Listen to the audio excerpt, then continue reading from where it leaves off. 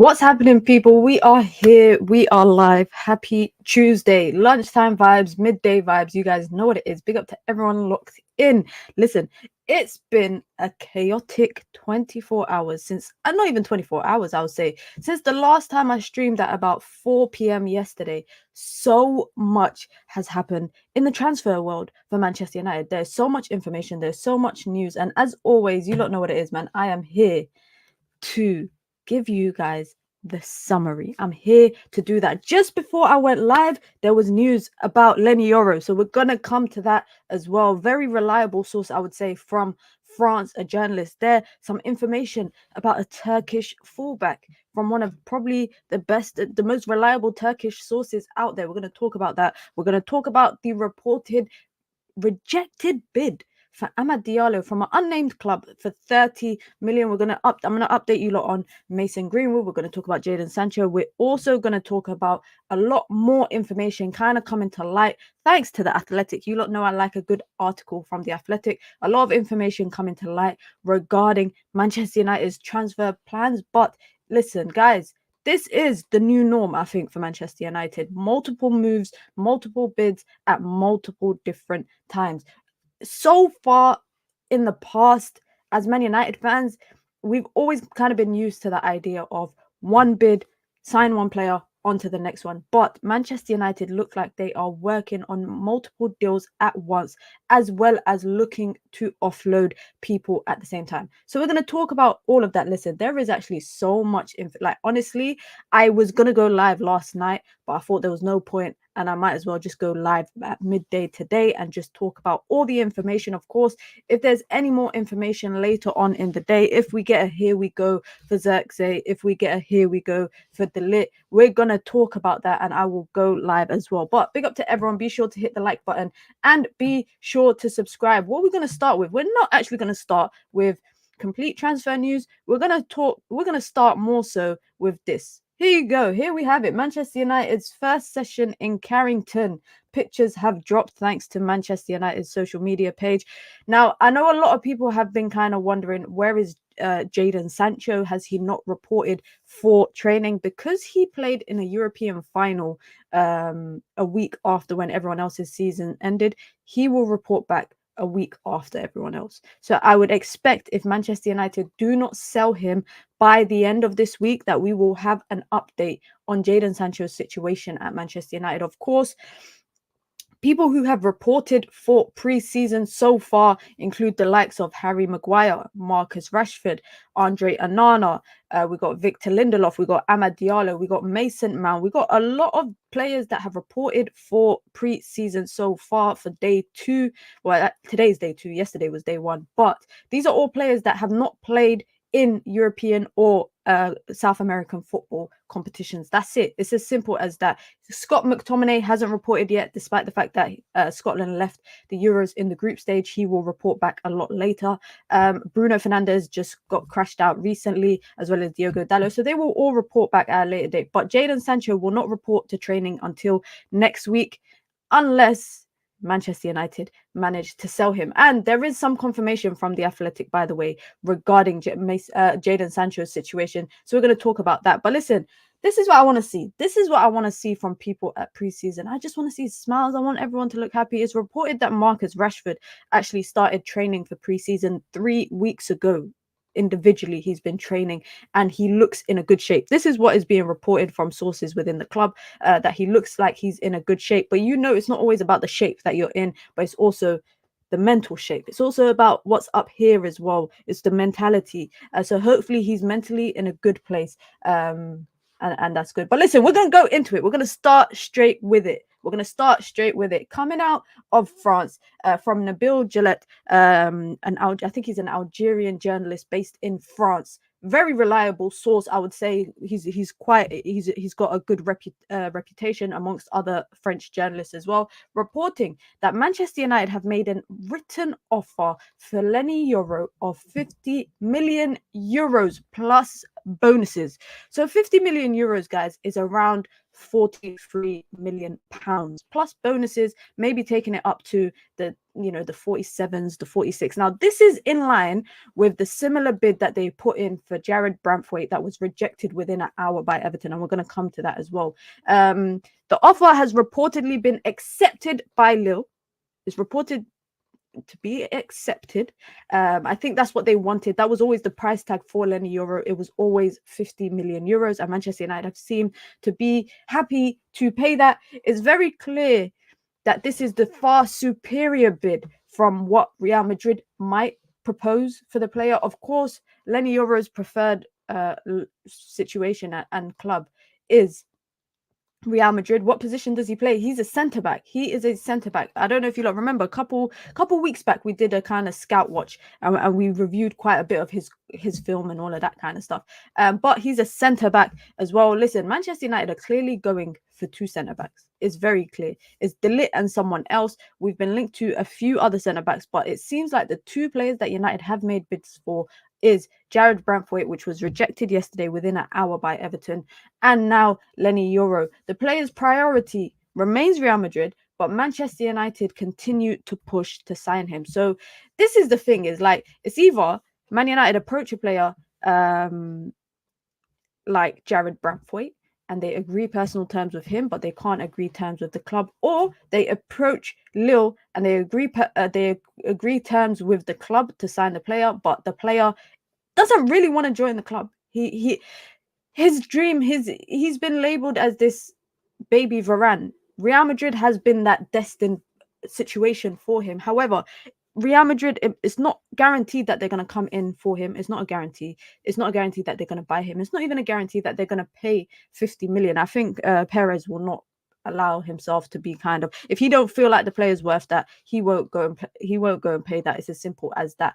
Now, Leny Yoro for me is a very interesting one, because if you lot remember weeks back when we were talking about centre backs, we were talking about Ligt, we were talking about Todibo, we were talking about Leny Yoro, we were talking about Jarrad Branthwaite, we were talking about Mark Gahey, we were talking about all these different centre backs, and I said that my personal preference would be a player like Leny Yoro, just because of the athleticism that he has, the ability to read the game, his speed, he's a very tall guy.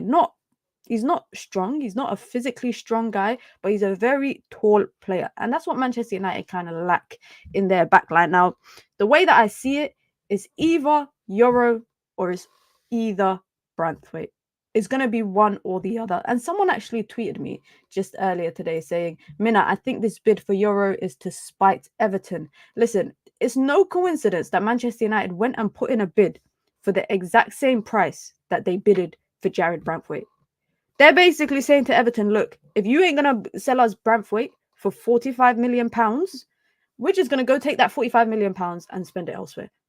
Because the problem is, and actually let's just come to Jarrad Branthwaite here, because Everton got jokes. This was the picture that they posted today. This is the picture that they posted today of Jarrad Branthwaite reporting for training this morning. Now, if you didn't know, yesterday it was around I think like 8 or 9 p.m. last night. David Ornstein dropped his normal content saying Manchester United made an improved bid for Everton's Jarrad Branthwaite of 45 million plus 5 million add-ons. And I said this weeks ago, guys. I said 50 million has to be the cut-off mark. It has to be that we cannot pay more than that for Jarrad Branthwaite. You cannot tell me Jarrad Branthwaite, Leny Yoro, Todibo, Ligt. You can't tell me that Jarrad Branthwaite is the more expensive one out of all of them. English tax is taking a toll on players in the Premier League right now.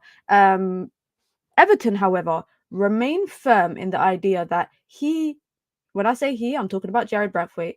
Jarrad Branthwaite is the same price as players such as Harry Maguire, Wesley Fofana, and Josko Vardiol. They all went for 70 million plus. So Everton feel like, and it's annoying because United have kind of contributed to that, to their ideology that they're holding right now, because of we brought Harry Maguire for such a big fee. They feel that Jarrad Branthwaite is on that level and should be going for that same price. If that's the case, and I want to know what you lot think. Do you think United should go back for one more bid that takes it closer to the 70 million mark that they're kind of holding out for? Or do you feel like Manchester United should just walk away at this point? Because honestly, I think 50 million is the cutoff. I think 50 million is even the 10 million too much.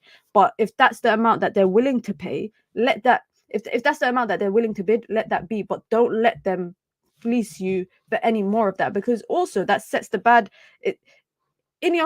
This new regime came in with the kind of idea that they were not going to allow clubs to force Manchester United to pay big fees. And you saw it with Anthony. Van der Sar said it himself. He said he knew Manchester United were desperate and would pay whatever. So he asked for 100 million euros and they paid it.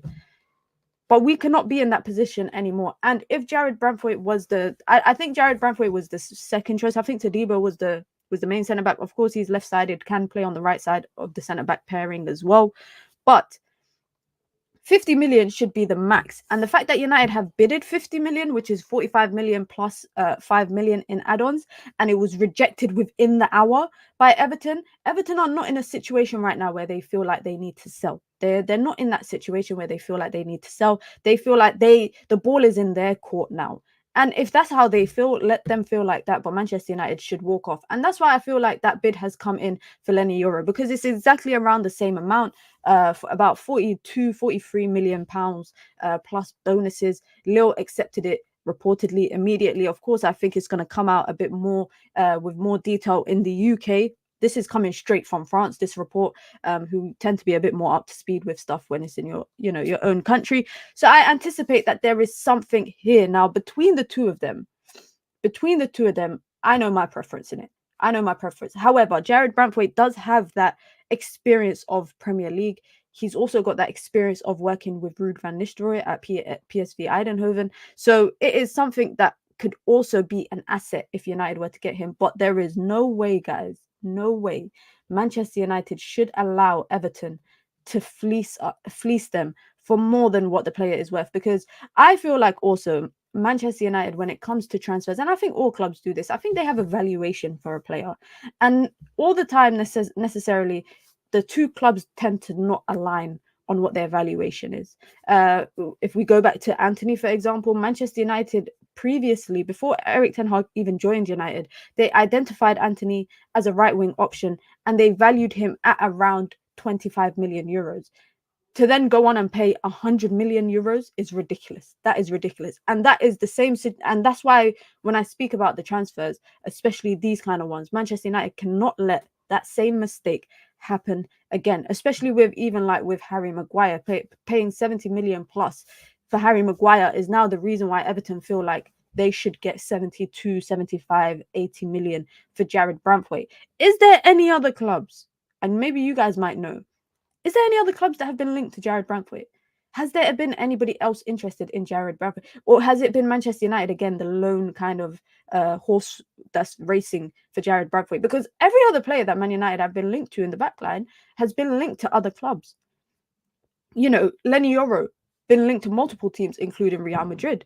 Ligt has been reportedly rejected Liverpool and PSG. Todibo was linked to multiple other clubs. Mark Gahey is on the radar of multiple other clubs. Is Jarrad Branthwaite linked to anybody else but Manchester United? I'm not 100% sure. I haven't really seen much in context. And Manchester City has been linked to Branthwaite. Okay, sometimes I feel like Manchester City, they're trying to do that whole bait and switch thing with Man United when it comes to players. But this is two situations that we'll kind of keep an eye on. Now, obviously, Manchester United have been linked to. Let me try it. Oh shit! I just accidentally exited it. Manchester United have been linked to quite a few players. Manchester United have been linked to quite a few players, and we're going to go into it every week, guys. Every single week. Is Leny Yoro worth it? I think he is. I think his ceiling is very high. If I don't know if I can find the video, but if you go back a couple of 2 weeks ago, maybe on stream, we did a video, a live stream, sorry, where we were breaking down some Leny Yoro film, and we were watching what his strengths are, etc., etc. I think his ceiling is very high. I think it's also because he's a young player, so he and Jarrad Branthwaite, by the way, both fit this bracket of what Ineos are trying to target in the transfer window, which is young talent that are promising. The Xerxes, the the young players that might not be proven superstars yet, but can show that potential to be that. And I think Leny Yoro fits that bracket. I think he fits that bracket. However, my only kind of reserves that I have about Leny Yoro is the fact that he's got his heart sold and committed to Real Madrid. And sometimes if you're second fiddle, United might just be that stepping stone for him for a year or two to eventually go to Real Madrid. Of course, Real Madrid have made so many moves this window so far. And it's not guaranteed that they got 50 million to spend right now. Of course, I think centre back as well is maybe not a priority given the fact that they got Alaba, they got Rudiger. Obviously, these guys are coming up to 30s, etc. So they're going to start to look to buy young centre backs, which is where Leny Yoro kind of falls into that category. But United, for me, just got to move, and they got to move quick. It's really as simple as that, especially if Everton continue to be persistent with this notion that Jarrad Branthwaite is not going for anything less than 75 million. I'm sorry, guys, but this is a prime example of English tax. I promise you, if Jarrad Branthwaite had moved to PSV when he did on a permanent deal and not a loan deal, and he continued to be good for 1, 2, 3 years, he would not be going for 75 million. He would not be going for that much. It's the English tax is weighing so heavy right now on this transfer or this potential transfer. I think that what would we say is the English tax? What would we say? How much is English tax when it comes to transfers? Because sometimes I feel like it's about 35, 40 million. Sometimes I would say Jarrad Branthwaite, for me, 45 million is reasonable. I think it's reasonable. I don't think there's anybody in defensive football, right, in the world of defense, in football, when it comes to young players that are on the market that are worth 80, 90 million. Vardy should have never gone for however much it was, but that's Manchester City. That's Manchester City. They have the capabilities to pay that. I mean, they just last year they spent 50 something million on Mateus Nunes from Wolves just to now potentially be selling him to Saudi. Like, Manchester City can do that. Vardy should have never gone for that price. Wesley Fofana, I think he was a very good player, but again, should never have gone for that price. Harry Maguire should have never gone for that price. Let's be honest. I think there's centre-backs like William Saliba. If you said to me 90 million, okay, I understand that. I completely understand 90 million for Saliba, but not for other defenders that are yet to kind of make their mark at a top club and be kind of worth that big fee. I don't think so. Hey, Minna, so let's say hypothetically we fail to get Yoro and Branthwaite. Who else should we sign with the Ligt? That's a good question, man. That's a good question, because it seems like I do feel like Branthwaite is the first choice. I feel like he was always the first choice. I think Tadibo was the second choice. I think Yoro was the third choice. And I think De Ligt was the fourth choice that United have just taken that calculated risk on.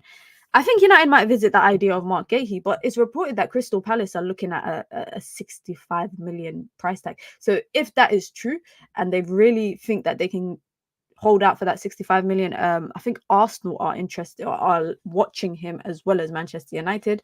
Then I think Mark Gahey might be an option, and I think he's been decent, by the way. Do you know who I've been impressed with? I know it's only one game, but Konsa in the Euros, I was very impressed with him, but I'm not gonna solely judge him. Obviously, he played in last season as well, but maybe I need to keep more of an eye on him.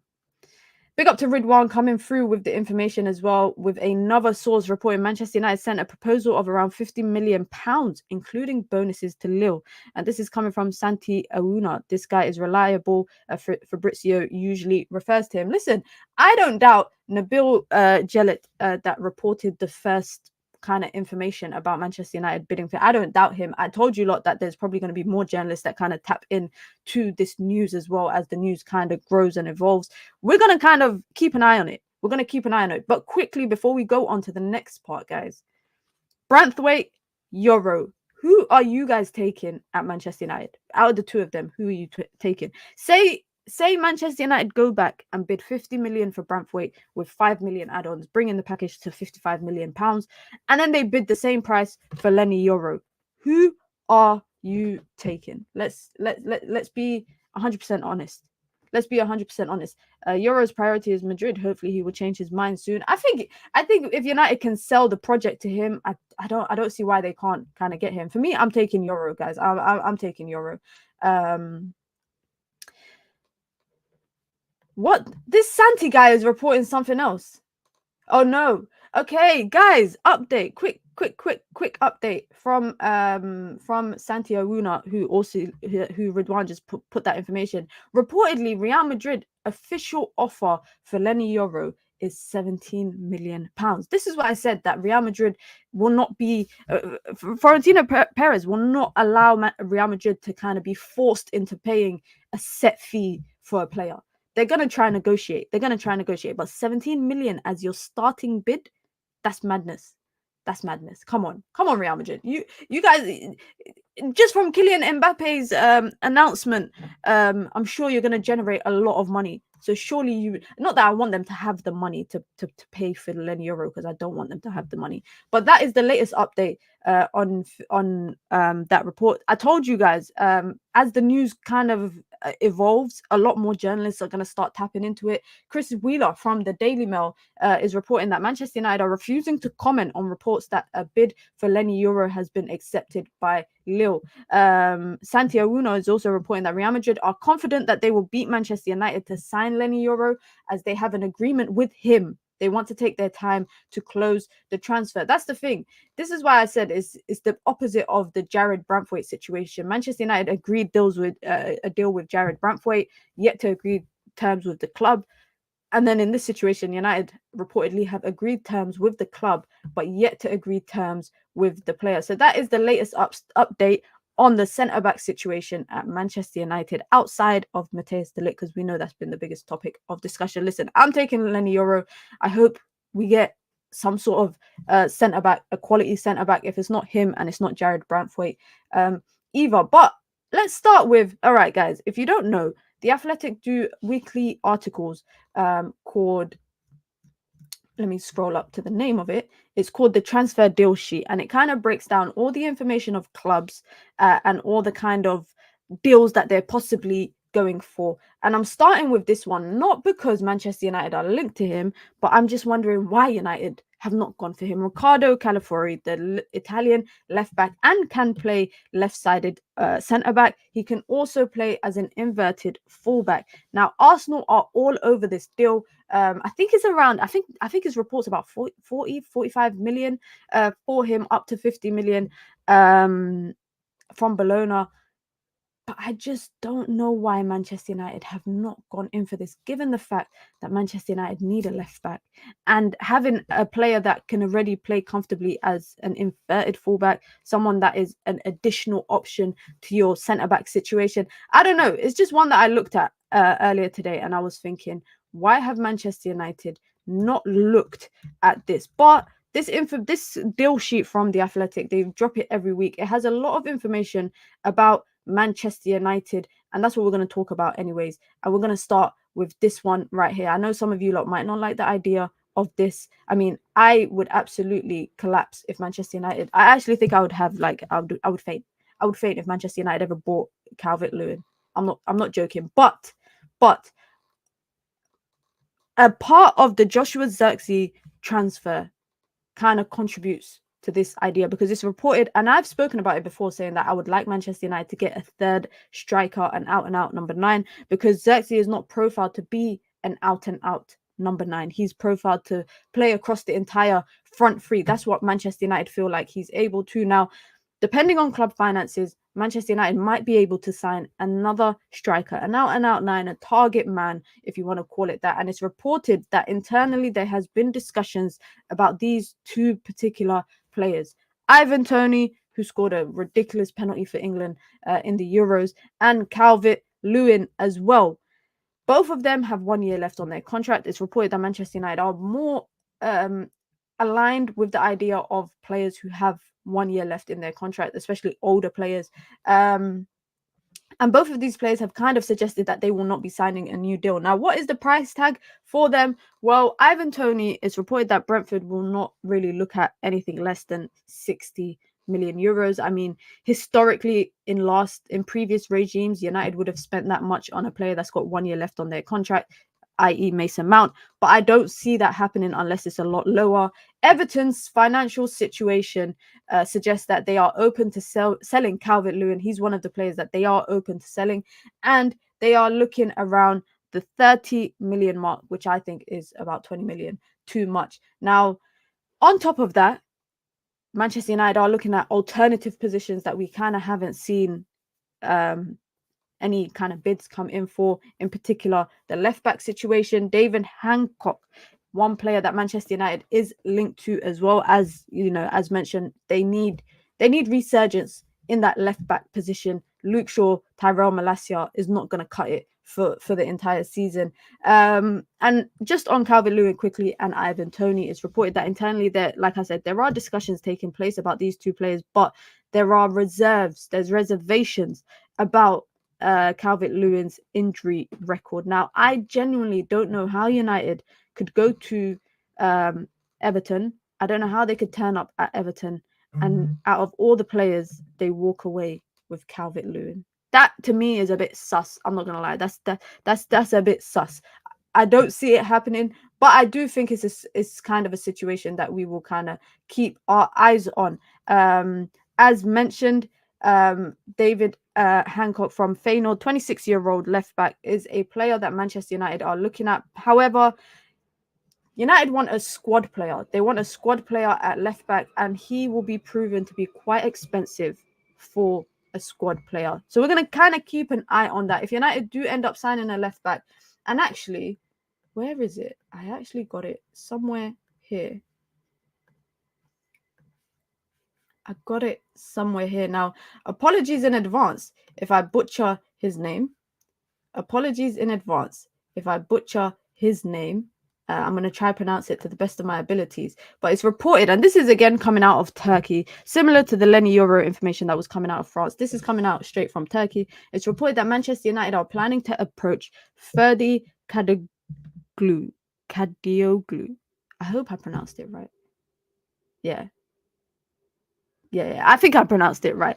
Turkish left back who has been playing amazing at the Euros for Turkey. Commiserations for them for crashing out against the Netherlands. But that is another left back that Manchester United have been linked to. Now, a lot of the situations at United do depend on, I think some of the situations do depend on outgoings. And in particular, this guy here, his situation at Manchester United is kind of up in the air right now. It's not like Donny van de Beek, where there's a guaranteed departure on the cards for him. It's not like Mason Greenwood, who seems very, very likely to be departing, and we're going to come to that as well. Right now, there is nothing advanced, nothing concrete for Jadon Sancho. And this is coming from The Athletic. Manchester United are still open to offers for him, but there is nothing as advanced as Donny van de Beek's situation or Mason Greenwood's situation that kind of suggests that Jadon Sancho will be on his way out. Now, similar to Mason Greenwood, again, this has been the notion for a long time. Similar to Mason Greenwood, the only situation is a permanent sale or a loan with an obligation to buy. The only way that Jadon Sancho stays, and this is reported by The Athletic, the only way that Jadon Sancho stays is dependent on whether he apologizes to Erik ten Hag. And I know everybody's got their kind of opinions about should he apologize, should he not apologize. But when your future at the club kind of depends on it, I think you kind of made your bed, so you kind of have to lay in it at that point, if you know what I mean. You've made your bed, lay in it. If the offers come in for Jadon Sancho, they do. It'll be very interesting to see as he reports back to Carrington next week. If nothing happens this week, especially where it seems like United are quite active in the transfer market, where they're working on multiple bids and transfers to bring players in. Hopefully that means that they haven't forgot about the outgoings, because if Jadon Sancho reports to Carrington next week without any kind of clarification on his future and, you know, where he stands in this club, it's just going to be drama. And I don't think it's worth starting the preseason with that. I think it's best for him to start with a clean slate, for Manchester United and, Erik ten Hag and the squad for next season to start with a fresh kind of mind and a clean slate and not have any kind of drama following the team. And that's why I just want this situation to just be dealt with as soon as possible. Now, it's like I said, it seems more likely that Mason Greenwood will be the first player out after probably Donny van de Beek. But again, it's not Jadon Sancho's situation. There's nothing kind of cemented, nothing advanced with potential suitors. We've seen kind of talk about Juve, we've seen talk about Borussia Dortmund, etc., but there's nothing kind of cemented on that. Did you see Chris Wheeler's tweet on Euro? Yeah, we literally just covered that. Just an update on Joshua Zirkzee. Laurie Whitwell reported today in this transfer deal sheet that he has agreed it's a 5-year contract for him. So it's a long-term thing. It's a long-term plan. United are putting their stocks in him for a long-term striker option. There has been significant progress in the pursuit of Zirkzee, with United reaching an agreement on personal terms, including a 5-year deal and agent commission for the player. A move now is basically just to be announced, essentially. But United are in two minds about his price tag. It's either they trigger the full 40 million release clause, or they bid 40 million with a completely kind of different structure, because the 40 million euro release clause that is expected to be paid for Joshua Zirkzee is a cash injection. It's 100% upfront, 34 million pounds, 40 million euros, whereas that could cause some kind of cash flow issues for Manchester United. So they are debating whether they should just bid 40 million. So you're going to get your 40 million, but it's just a matter of how and the structure of the deal. And this has been confirmed, by the way, by Laurie Whitwell. So that is the latest on Joshua Zirkzee. Who else? Are we missing anything else? No, we're not. Oh yeah, we are.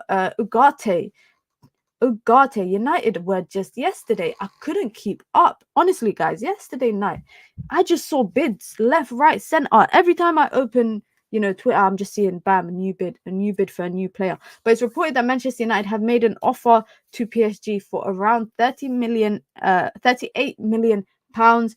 Luis Enrique, the manager of PSG, is yet to decide whether he wants to part ways with Manuel Ugarte or not.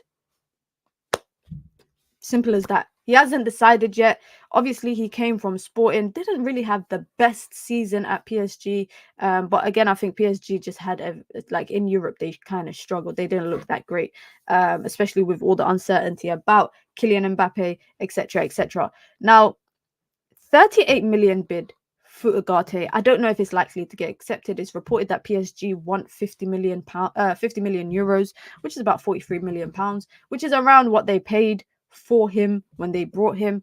Now, I think this is great business, guys. I think it's great business, and I think I actually tweeted about it. I think I tweeted it last night about it.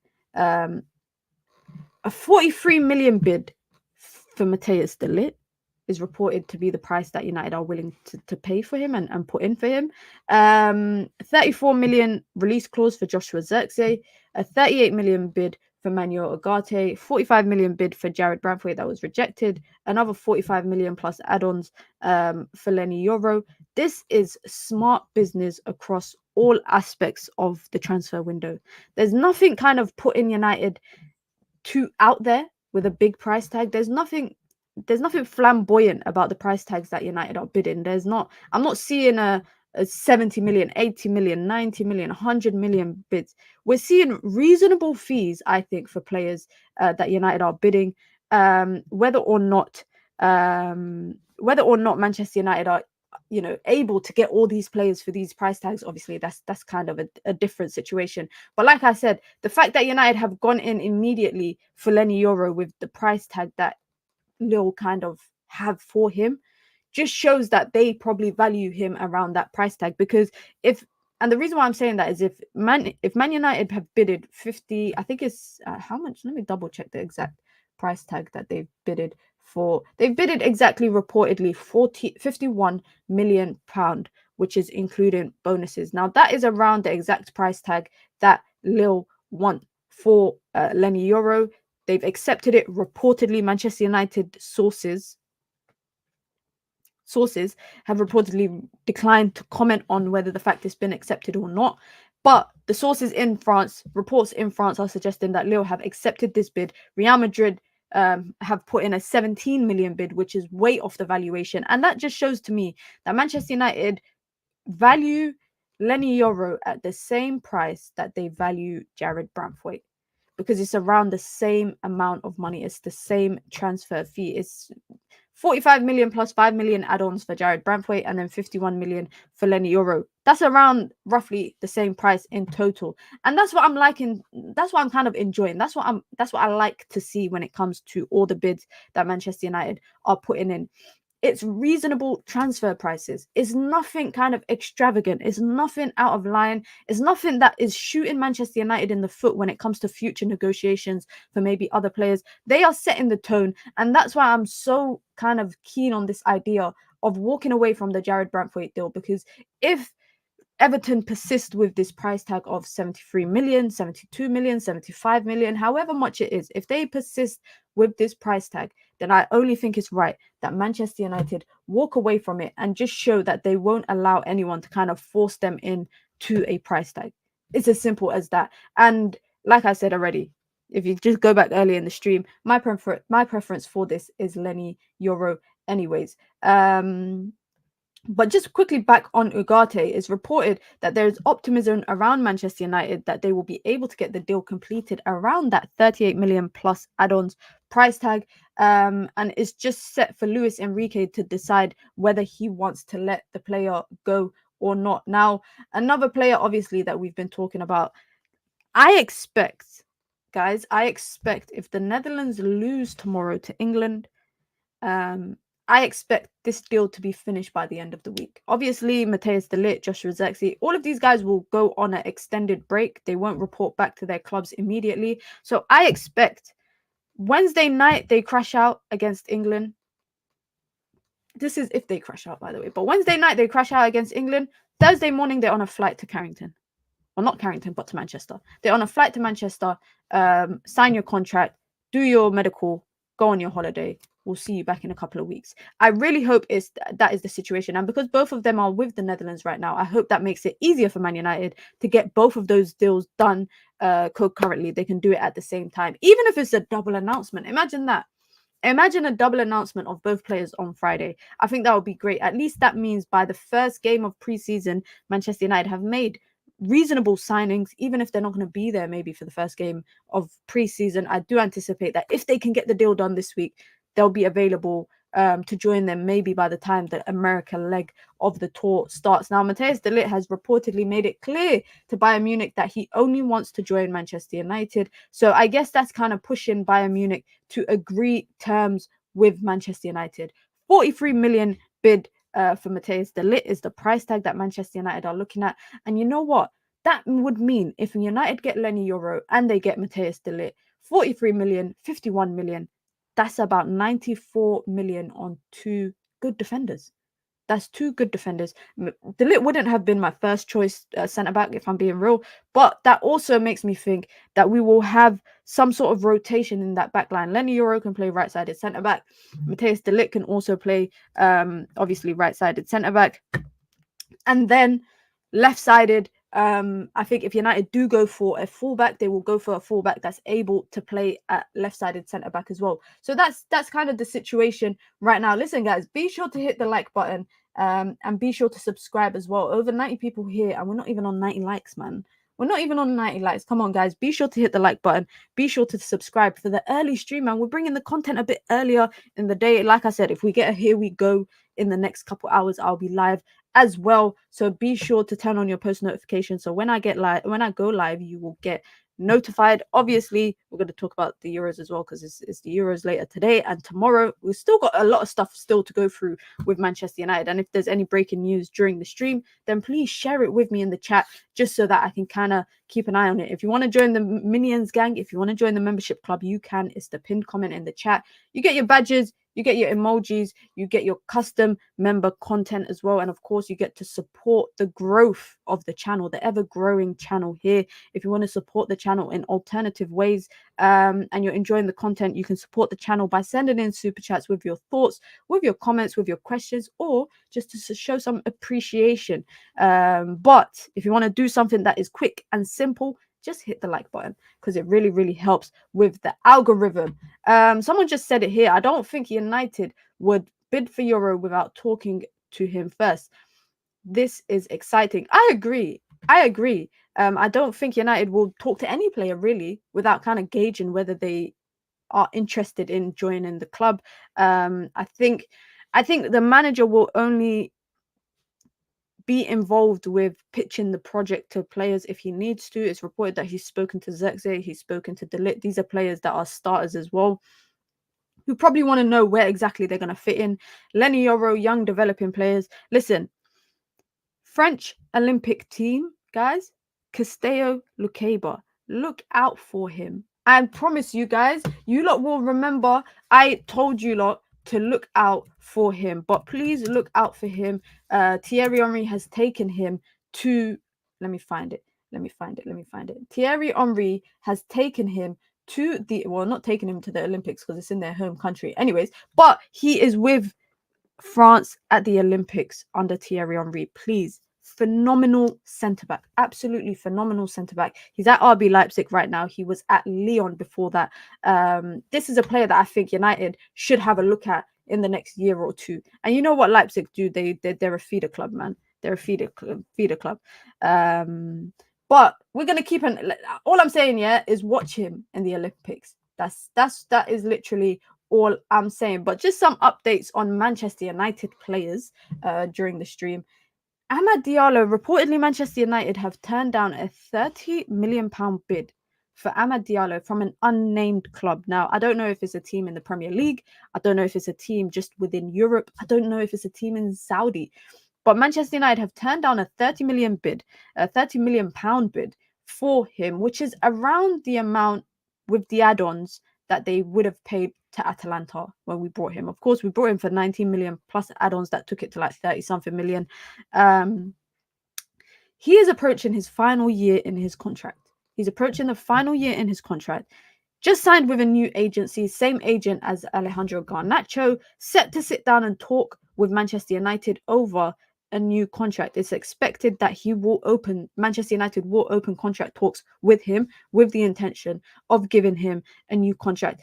The fact that they rejected a 30 million bid for him kind of confirms to me that he must be in the plan for next season, especially with United losing out on Elise, getting rid of Jadon Sancho, getting rid of Greenwood.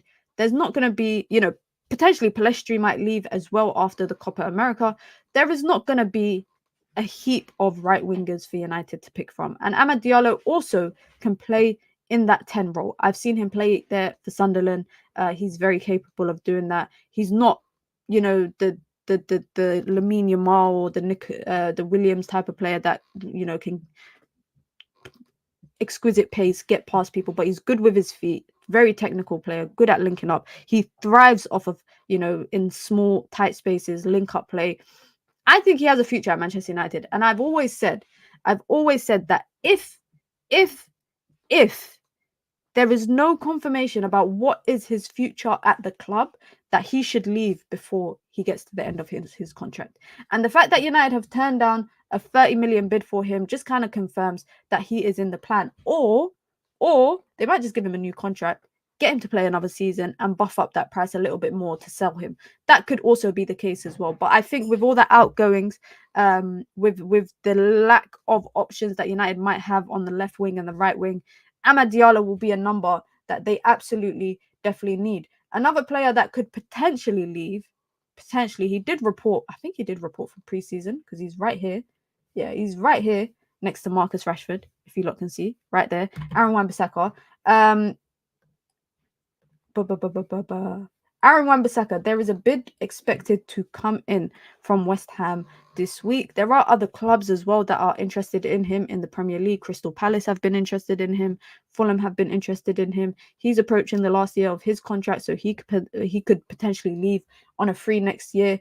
I don't know. I feel like this is one to keep an eye on because I feel like Man United might actually keep him, especially without the intention of, buying a right back or a backup right back. I just feel like right now there is more pressing issues in Manchester United's team to kind of fill the gaps than there is to go and buy a right back, for example. I think United need a midfielder or two. They need a striker or two.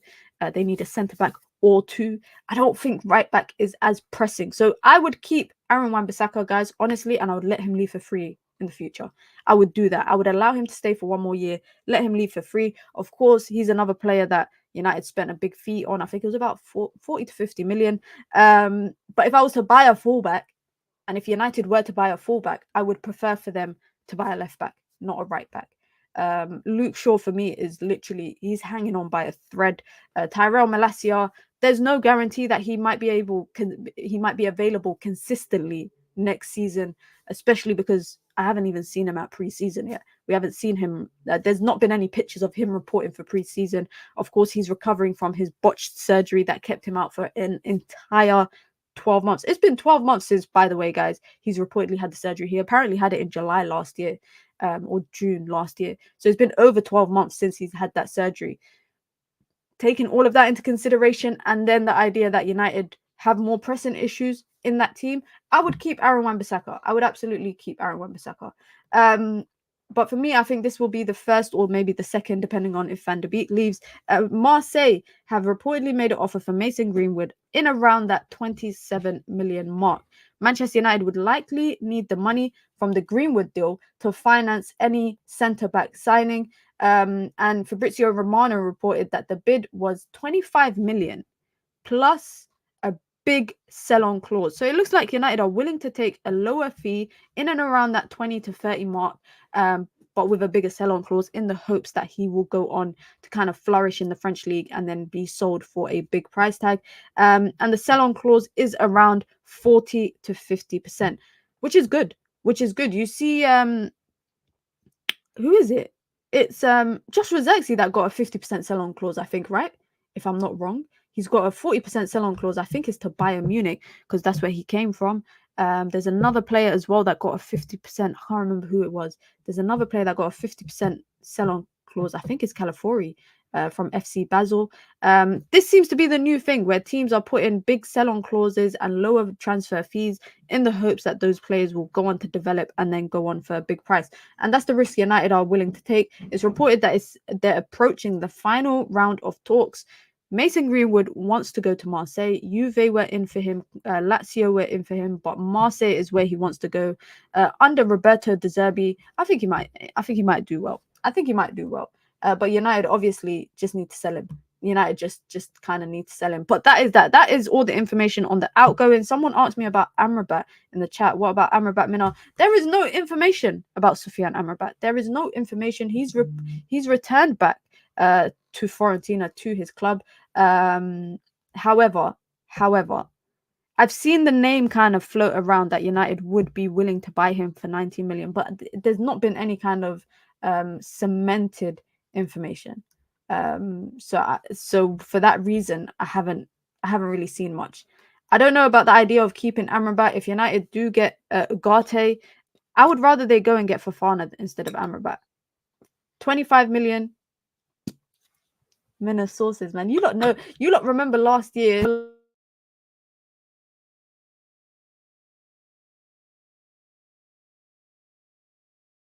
Did I unplug my mic whilst I was talking? Yes, I did. Okay, I'm an idiot. But you lot know last year when I was starting my channel, you lot know I was giving you lot information about Amrabat before he joined. I told you lot it was guaranteed to happen. Come on. At the moment, I'm not going to give too much. Audio moving like KG. Yeah, I just slapped the wire out of my mic like an idiot. I'm actually an idiot. Amrabat was only good towards the end. Let's not rewrite history. I just think, guys, when I'm talking about a player, I have to bring up their picture on the screen. Yeah. Let's talk about Sufyan Amrabat, because this notion that he was only good at the end of last season, I don't know why people are so firm in that. I don't think he had a fair chance. I will die on that hill. I don't think he had a fair chance of consistent football at Manchester United. I don't think. I don't think so. I think had he had that consistency, we might have seen a bit better. Now, the only thing for me about Amrabat is just he's a lot slower than what you would want in midfield. That's the only kind of struggle. Like that like in the Premier League, You don't need to be quick, but you can't be as slow as Sufyan Amrabat. You can't be as slow as Sufyan Amrabat. And when I say slow, I'm not talking about pace.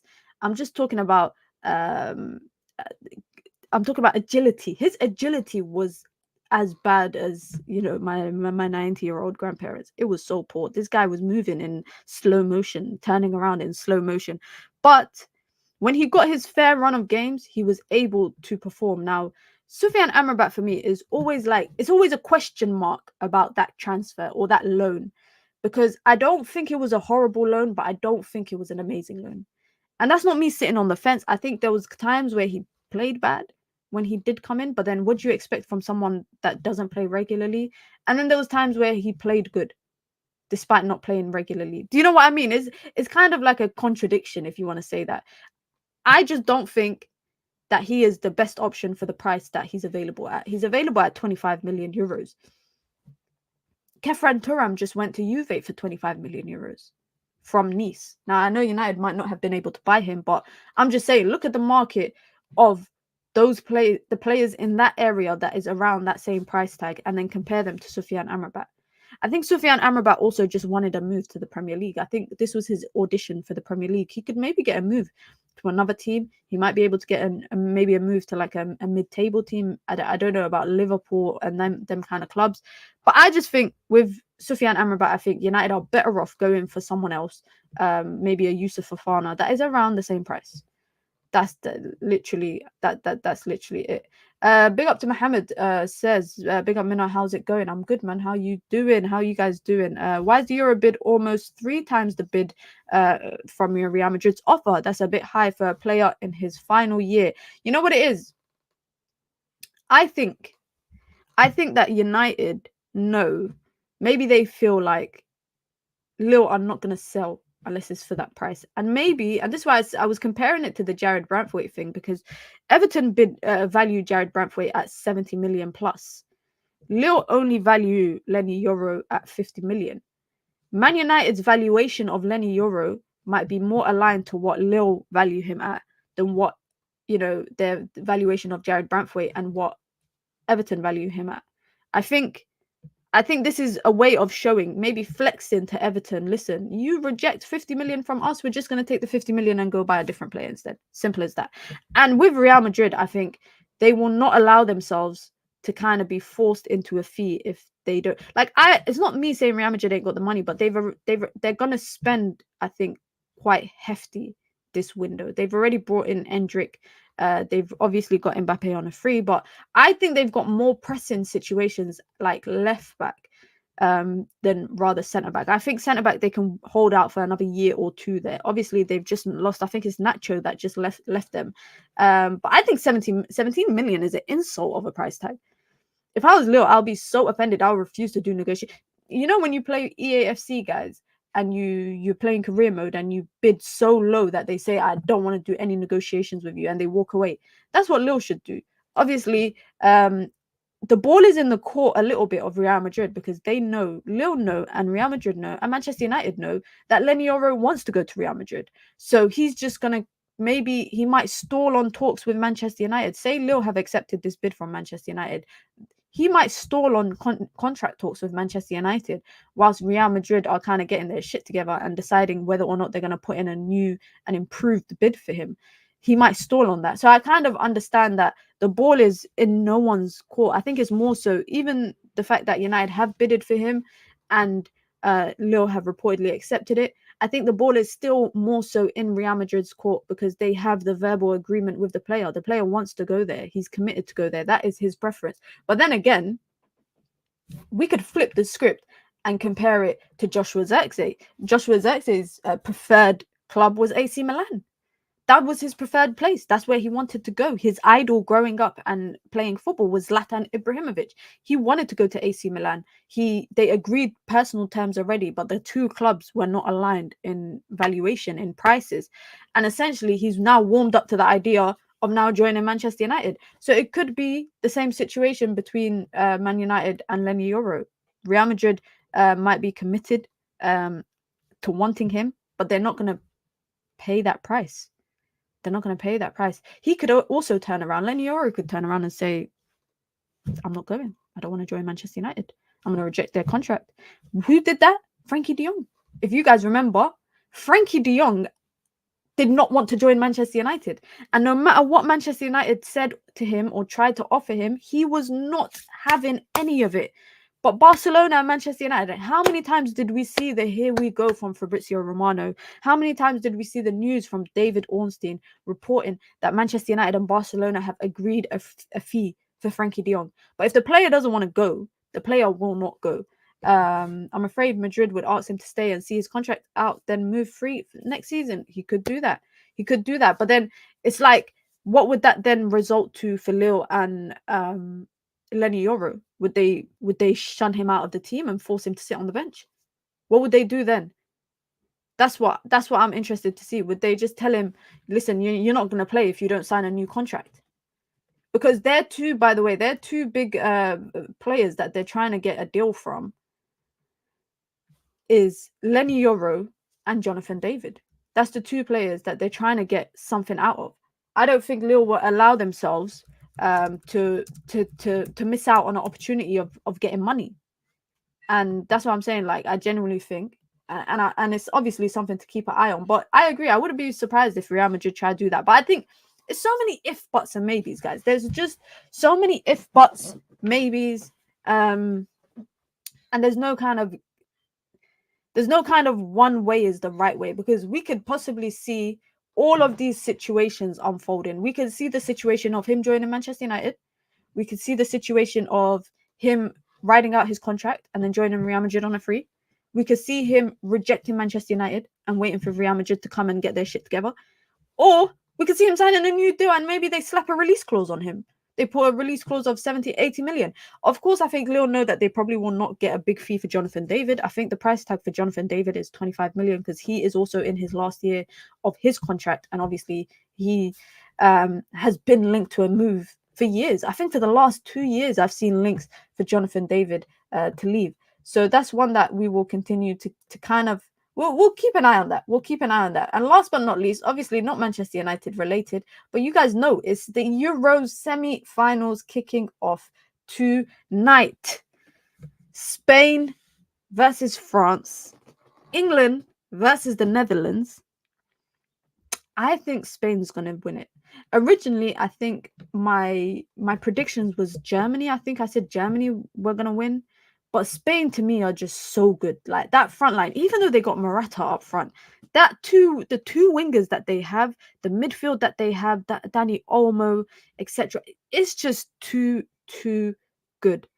France have been so bad. France have been so poor. They got 3 goals in the competition, and that's 2 own goals and a penalty. But yet they're somehow...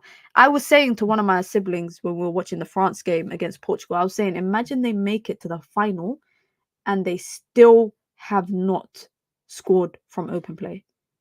Imagine right now France and Spain today. That's the game that's on today. France and Spain goes 0-0, and then it goes to penalty, and France win. Do you know how much of a joke that is? This Euros, can I say, guys, the Euros have not been it. Like, it's been... I don't know if you guys have been enjoying the Euros. I haven't really been enjoying it. And of course, tomorrow, England versus Netherlands for a place in the final on the weekend. Listen to this stat, guys. Kobbie Mainoo has the best pass accuracy of any midfielder at a European Championship that has been on record since 1980. Only misplacing 5 of 138 passes. That is a 96% pass completion. Now, England, I don't know if you lot realize, but I saw a very, very good video on this. Now, obviously, England have always had an issue mentality-wise. If you lot remember, they've always had an issue mentality-wise when it comes to penalty shootouts, etc. They did this thing called a buddy system, right? Where, I don't know if you lot remember, in the last Euros in the final, when Marcus Rashford missed his penalty, he had to walk back all the way from the penalty spot back to the center circle. Everybody was just holding arms like that. Now, apparently England have multiple psychologists within the team, and they have a buddy system for penalties where when you step up to go and take a penalty, you will have a buddy waiting for you at the center circle to greet you back. You will have You will have a buddy to greet you back. In the case that you missed, they will basically, when you take your penalty and you turn around and you start walking back to your team, someone's going to walk to you halfway and walk back with you, a player. Everybody has a buddy. And that is just, I think, the small margins that England have really invested in that has made them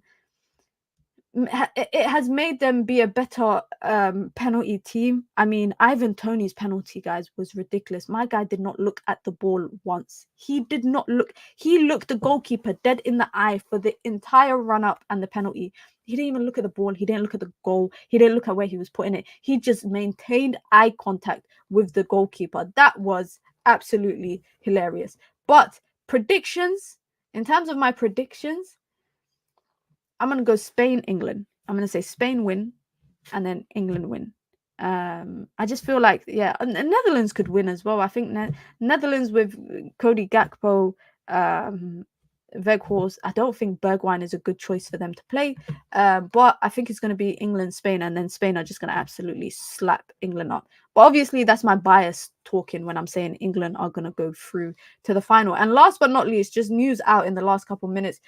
Mitchell van der Gaag has officially reportedly left the club. No more second in charge for Erik ten Hag's man. I know that he's been linked to possibly joining other clubs as maybe a managerial role, etc., etc. But there we have it. Mitchell van der Gaag is no longer Erik ten Hag's second in command. Shit happens, man. Shit happens. Ruud van Nistelrooy still, by the way, they've reported to Carrington, Ruud van Nistelrooy and Rene Hack, but they do not start until they kind of get their visas. That's literally the situation for them right now. Big up to everyone that's locked in, man. Listen, be sure to hit the like button. Be sure to subscribe. If we get a here we go in the next, what's the time now? It's 2 p.m. right now here in the UK. The game starts at 8. So if we get a here we go in the next 6 hours or so, we will be live. I'll be live here on the channel to kind of talk about it all. If not, I'll be live tomorrow again. Usual time, probably at 4 p.m. Today it was just a bit earlier because I got some stuff to do. Be sure to hit the like button, guys. Be sure to subscribe. You guys know, listen, we're on the road to 5k. Hopefully we can get there before the season starts. Fingers crossed. Actually, let me not say fingers crossed because that's shirk. Inshallah, God willing, we can get to 5k. Be sure to follow me, guys. All socials right down below here.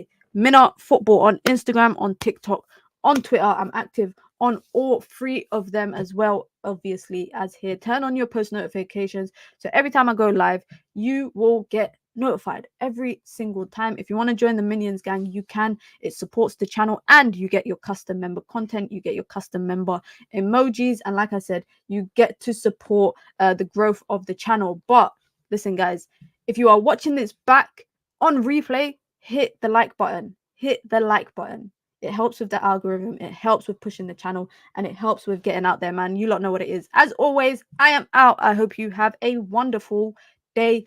Peace.